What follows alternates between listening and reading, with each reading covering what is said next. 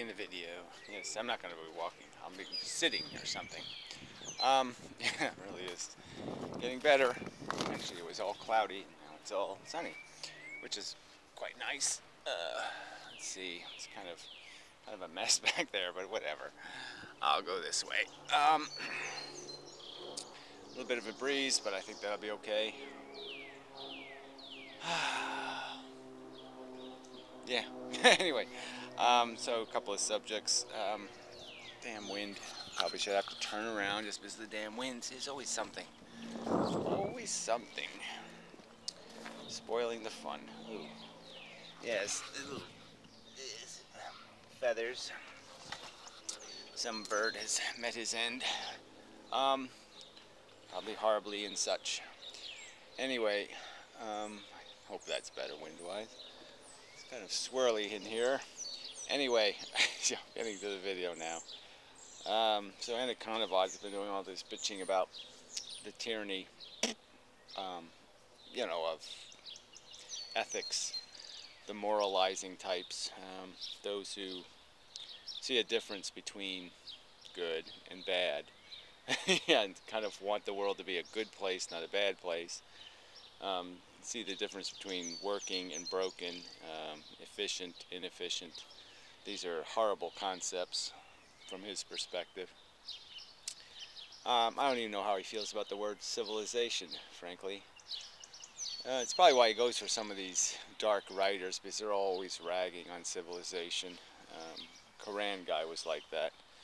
Like somehow people are better off, you know, eating bugs and picking ticks and, well, whatever.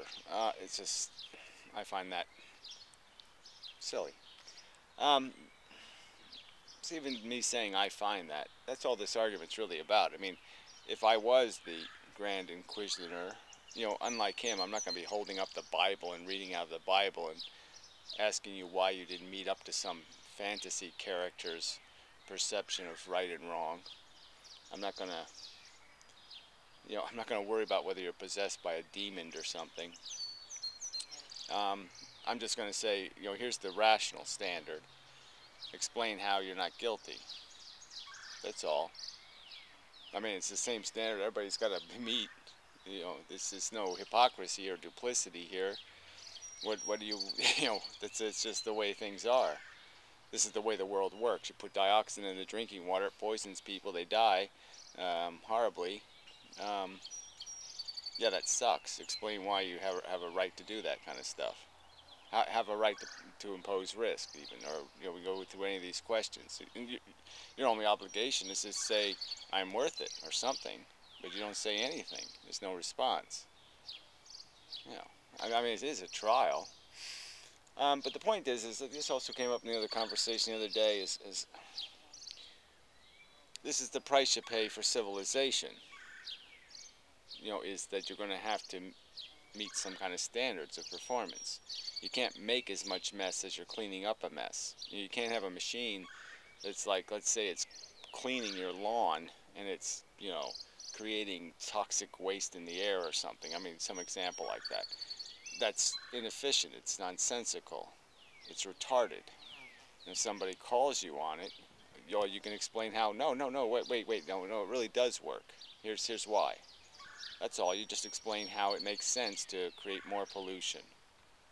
Not that, you know, that's not the only obligation here. Somebody's comparing your technology to some other technology and they're saying, well, why are we doing it your way when we could be doing it this other way? Explain why your way is better. And that's only rational. But I mean, that's how going to always be the price of civilization, is you have to avoid circumstances where you end up subsidizing or feeding the very thing creating problems that you have to pay money to fix. You know, you have to expend resources to fix. You can't break one thing. You know, you can't drive the car into a brick wall to get a loaf of bread or something. You know, you can't have these irrational and fundamentally unsustainable and destructive mechanisms existing. So sort of like, you know, the easiest example of that for civilization is, you know, if everybody's walking around with a sword and they just kill each other every time they have a fight over a loaf of bread, you won't have a civilization, because everybody will stay 10 feet away from each other. Nobody will make a deal. Well, that's another thing. If you have the ability to just sell diseased sheep to somebody, or to make promises and then break them and not keep contracts, you can't have civilization then. So it's just the rules of civilization that you have to have rules. That's the very nature of it. So anyway, in this conversation, so it gets to this whole Buddha crap of his, Antikantavad's, right? But see, he's really good at doing the, extract empathy. You get rid of your emotional liabilities, your sympathy and your empathy. That's a big Nietzsche thing. Yeah, fuck it. That's the Ayn Rand philosophy on psychology. Yeah, philosophy on psychology. You want to be happy? Yeah, just pretend everything's okay. And it's certainly something we're able to do. So I'm not arguing you can't do that. It's quite doable. And I'm saying you should do it in a harmless way, not in the harmful way. But these people only do it when it comes to something important. And then when it's something personal, they don't seem capable. But anyway, that's a whole nother issue. But the trick is that what goes with that, to make that a bargain, to make that Buddhist crap make any sense at all, is you also have to do away with your avarice, your ambition. They're made out of the same crap as your empathy and your compassion and all these other liabilities that slow you down. Well, these ones that speed you up are just as useless. They're just as psychological. You can just create them out of your imagination. I mean, when I think about all the things I wanted when I was a kid, it would be so great if I found this kind of turtle, or I found that, or I did this, and I'd say how happy that would make me. Well, I could have just made the happiness in my head. It isn't all that complicated.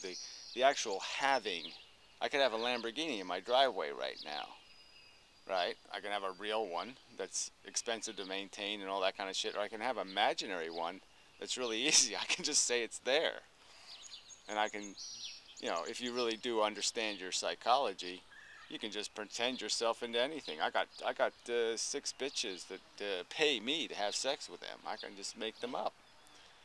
And as long as I understand how to play with the psychology, so it doesn't say something stupid like they're just made up. That's all the trick is, right? That's what the big guru trick is. It's just don't have some part of your brain say it doesn't count. You made that up. So if you want to be happy, tell yourself jokes. I mean, it's really not that hard. Pretend you're George Carlin. Pretend you're funny. Laugh at anything you say because it's funny. Ha! I just said that. It's funny as fuck. No problem. It's just psychology, fuckheads. All right? But is that all you are? Is that what life is? Life has meaning because you're found some place to be nothing or comfortable, or you've done whatever this little minimum is to delude yourself into the fact that I'm winning, and that's all that matters. As long as I know I'm winning, everything's okay. Well, I'm saying, sure, do that all you want, in your living room, but don't talk it like it's philosophy, like that's the truth, because that's not the truth. You're just maximizing your individual machine's comfort, just so your individual machine isn't just another one of the depressed liabilities roaming around going, woe is me. So yeah, if you can take control of this psychology and keep it within some kind of bounds, great, do it. I mean, it's not something I advocate because I just don't give a shit. Yeah, I'm mission oriented, so I don't need to have a happy psychology, because I'm so focused on the mission statement that that just doesn't matter. I mean, all I'm trying to do is maximize productivity. Just get the job done kind of thing. And I also guess I kind of know that this mechanism is always going to have a kind of indigestion. It's just not made to be. It's on the wrong planet. They serve the wrong food here. It's I'm always going to be in the wrong country eating the wrong shit. So I'm always going to have an upset stomach. And I'm just kind of resigned to that. But anyway, that doesn't really matter. I mean, so I'm not advocating. I don't really care about this whole psychology crap. It's all this big picture thing for me. I mean, for me, it's the future, fuckers.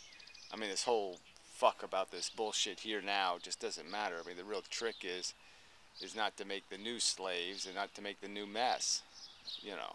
I mean, the old ones here, I don't think it's worth going around trying to scrub all these stains off the fucking walls. It's just, it's time when you go to repaint to just do a good job of repainting. What I wanted, oh yeah, so the other point I wanted to make was this came up in that argument with the guy I kind of had my fill of, and it was, because he's one of these hopeful assholes, that the future, we can fix this and we can fix that and we can do all this stuff. And that is so far away from where we are psychologically. People are so far away from that kind of, mellow discipline. And it's clearly discipline's the key word, sacrificing this little bullshit that they think they need. But the real point is once you get to this higher place, intellectually, where you understand how that's just psychology, and how to manipulate this psychology, the understanding that comes with that, or even before that, before knowledge of how to construct or engineer a well-conformed psychological human being, before you'll have that knowledge, you'll have the knowledge that there's no point in making one. That it doesn't really do anything, okay, but resolve dilemmas, problems. The problem is in the nature of the mechanism. It's just a machine that creates internal problems that need to be solved and forces the body to go out in the world and solve them. And there's just nothing else to it. And it's just a perception in brains, just a thing people think. There's no correlation in any part of this reality that indicates the necessity of whatever we're doing, consciousnesses floating around. There's nothing in it. It doesn't say it anywhere. There's no obvious, hey, there needs to be a consciousness there. It just isn't there. It's just a perception in people's heads that these things need to exist, especially when you think about it in terms of humans and certain particular types of animals, and that's where these Gaia nuts go way out over the edge too, is they start justifying every single species that exists, and you're just and then you ask them to bring back Tyrannosauruses, and some say they would, they'd have us all living underground to hide from the Tyrannosauruses. That's how silly they are, and it's silliness out of some kind of devotion to the mechanism itself. Look what mechanism? It's Pac-Man, for fuck's sake. That's all it is. Eat for the sake of eating. Eating because you've been contrived and made to do it. And that's it. Nothing else. There's no grander mission statement here than make a need, satisfy a need. Make a need, satisfy a need. And the argument is that the knowledge that that's silly will come before the knowledge of how to construct a durable civilization. Durable civilization is a hell of a lot more complicated than the understanding that we just make messes. We don't, and we only clean up a portion of them. That simple truth will fall on you before you will acquire enough knowledge to create a real civilization. Because the dilemma is you're going to run into the dilemma. Okay, when you try to do this civilization thing, you're going to run into the dilemma that we really are need machines, that we need a problem. And so you're always going to be stuck with the liability of starving yourselves to make the meals worth eating, going thirsty for a while to make the water quenching. That's the mechanism. That's the reality of our circumstance. I need water over there. That's a reality. So, where else do I go? No water there. I don't even know if it'll work. So many issues here. Anyway, I don't think there's anything else I have to add. So yeah, all this Buddha talk, and it's just convenient once again. They get rid of the parts of their psychology that are inconvenient. They don't do the real master thing, the honest. They don't do it the honest way, where you take full control. They take convenient control, and it's just a kind of just another entertainment. they've turned another serious thing into just entertainment, and you know, think themselves enlightened, and you know, all they've done is pump you know, the Buddha. Anyway, so anyway, till next installment and such. Probably more I had to do, but there's always more to do.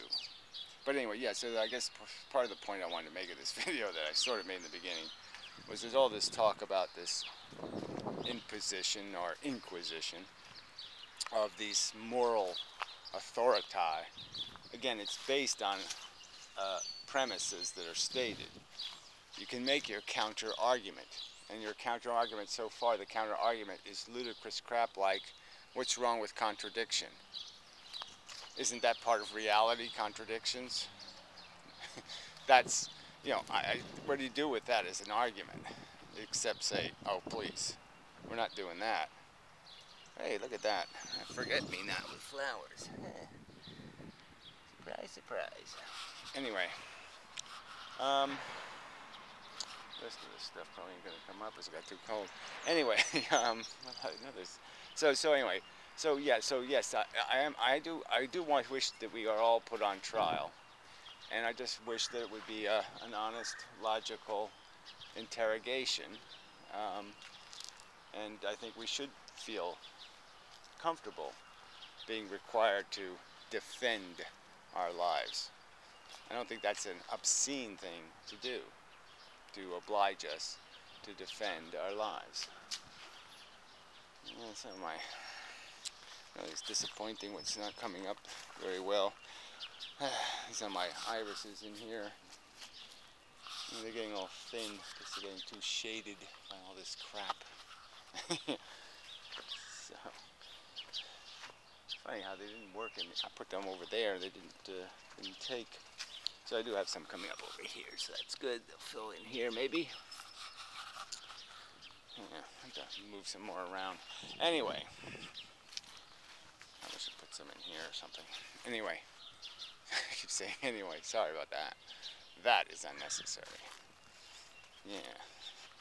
And maybe put some in the side of this thing. It's going to rot anyway.